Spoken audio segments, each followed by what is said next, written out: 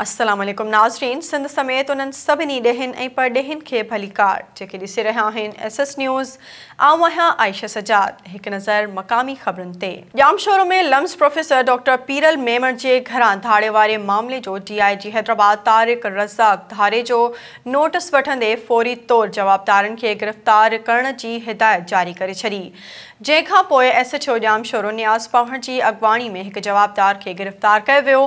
Police मूजिबि गिरफ़्तार थियल जवाबदार डॉक्टर पीरल मेमण जे घर कमु कंदो हो, जंहिं धाड़े जो एतराफ़ पिणु कयो आहे। मामले जी वधीक जांच जारी आहे।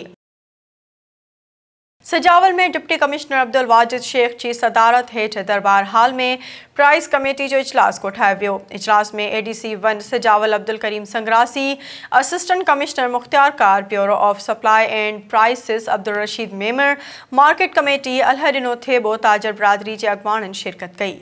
इजलास में सब्जी, फ्रूट, गोश्त, खीर जा अघ मुक़रर कया विया।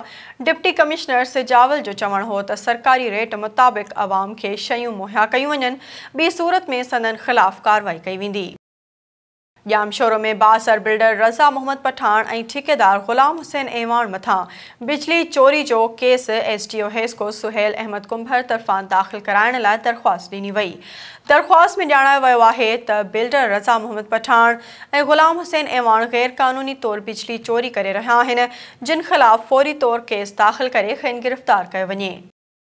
बाढ़नि भरिसां सिंध जे क़दीमी माॻ मोहनजो दड़ो में चेक रिपब्लिक ते मुश्तमिल 10 परॾेही सियाहनि स्टूपा, ग्रेट बाथ ऐं ॿियनि तहज़ीबी आसारनि जो दौरो कयो, जंहिं दौरान मक़ामी गाइड इरशाद सोलंकी परॾेही वफ़द खे माॻ बाबति तफ़सीली ब्रीफिंग ॾिनी।